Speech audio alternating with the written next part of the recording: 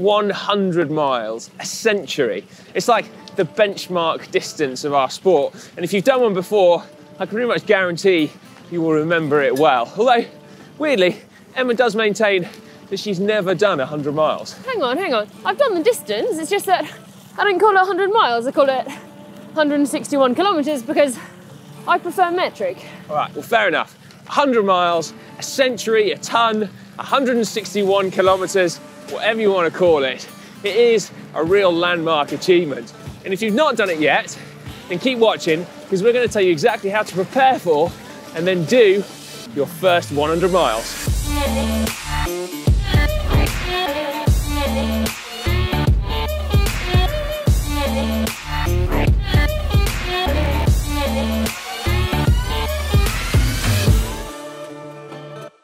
So how do you go about that training then? Well, the first thing to do when getting ready for any milestone is to actually choose a date on which to do it. And a good tip here would be to get online, do a bit of research and actually pick a proper organised event for your first 100 miles. That way you'll get the benefit of feed stations along the way and the support of other riders that you'll be doing it with that can give you a bit of friendly encouragement and of course help share the pacemaking.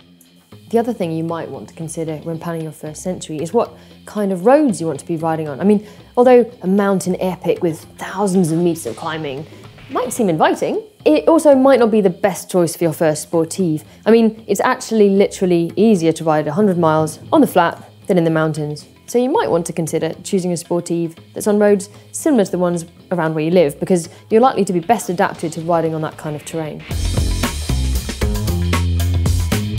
Once you've decided on the date of your 100-mile ride, you need to work out how much time you've actually got to prepare before the big day. And the good news is there are lots of different ways that you can actually do that. Perhaps the easiest of which we could call the Fausto copy method. So called after the iconic Italian cyclist of the 50s who was once supposed to have said, ride your bike, ride your bike, ride your bike. And he might have had a point.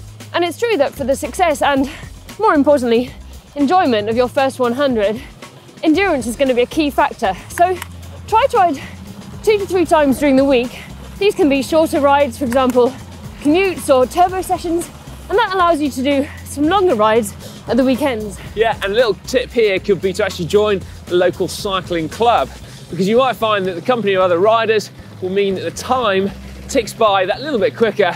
And the other thing is that if you're doing your 100-mile ride with like a sportive or a Gran Fondo, then actually getting used to riding in close proximity to other people could be a real bonus. Easy, Tiger. As you get closer to the big event, try to increase the average distance of your longer training rides.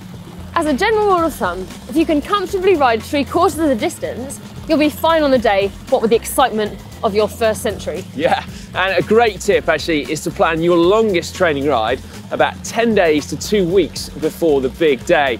As well as the training effect, you also want to use this as a dry run for the main event. So you want to try and find similar roads to ride and crucially take whatever food and drink that you plan on taking for your century ride because that'll allow you to practice your nutritional strategy and potentially iron out any creases or wrinkles with your plan. Recovery. Oh yeah. In the week leading up to your 100 miles, you want all of your training to have been completed and in the bank, so to speak. It can be tempting to try and cram in a load of panic training in the 1 or 2 days leading up to it, but that is only going to make life harder for yourself on the big day. So relax. Trust that you have done all the hard work, because you have done the hard work, haven't you? Yeah, that's right. But you don't actually want to stop completely the week before. Maybe 1 or 2 gentle rides just to loosen up your legs, not come to a complete stop. Then the day before the event, you can do an easy ride if you want. For example, to check your bike if you've had to travel to a sportive. In fact, that can be a really good idea because if you've travelled with your bike, you just might want to make sure that your gears and your brakes and everything still work normally. But don't do more than about an hour and a half of easy riding because you want to save all your energy for your century. Let's talk logistics, shall we? What do you need to do the night before your ride and indeed the week before? Well, let's start with the bike, which does need to be tackled earlier rather than later, because that way, if there are any issues with it, you can then fix it and then test them out and still give you time to remedy things before the big day itself. All you want to do with your bike the night before is to make sure that it is clean, that your tyres are inflated to the right pressure, and that you've got lubrication on your chain. Now, particularly if you're doing an organised sportive, that might well constitute an early start. And so if you're running around trying to stuff things into a kit bag at stupid o'clock in the morning, well, that's just a surefire recipe for forgetting something. That's why it can be a good idea to write a list of all your kit, so that on the morning, you don't forget it. For example, you can fill your bottles the night before, put them in the fridge, but write them down on the list, because forgetting your bottles is a classic mistake that none of us wants to do. Fill up your kit bag with all the kit you'll need and your food, so it's all ready to go. And speaking of food, don't panic about carbo loading the night before. In fact, if you just eat a normal balanced meal with perhaps a little bit more carbohydrate than normal, that will stand you in good stead. Whereas if you eat a huge plate of pasta, that's likely to make you feel extremely sluggish in the morning. It can be very tempting to start out too fast.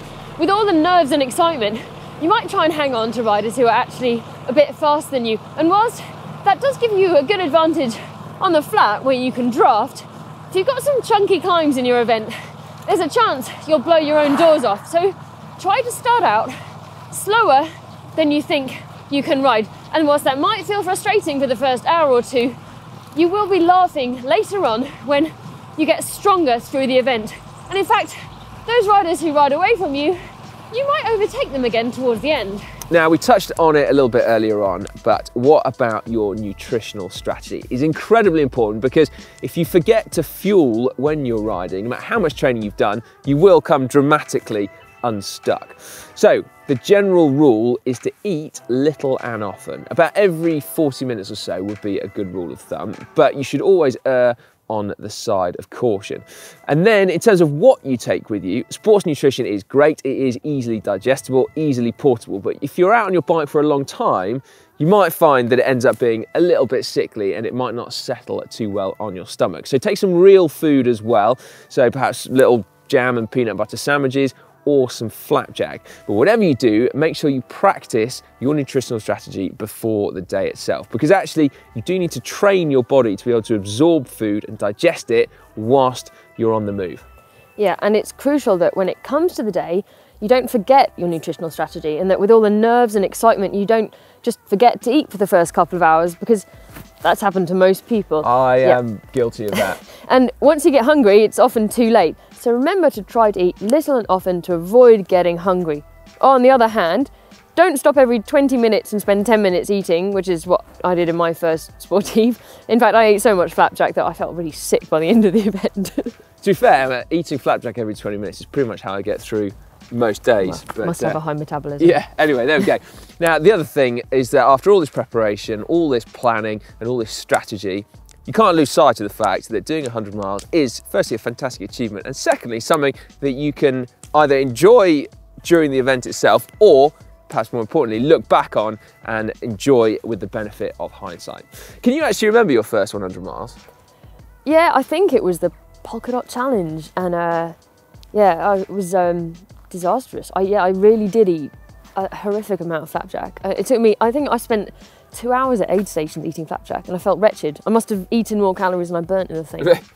So my first one was actually in a race, and it did not go terribly well. I mean, I did 100 miles, but unfortunately the race was 117 miles, and I had to stop after 111 miles because I blew my doors so badly. 6 miles? Yeah. You couldn't do 6 miles? Well, it was finishing circus, and I'd got dropped so badly. I literally went from the front group to having to stop with 6 miles to go. Now, if you did enjoy this video, please give it a big thumbs up. And if you want a little bit more information about the nutritional strategy, because it can be quite complicated, can't it? And there's an awful lot more that you can learn, click that video just down there.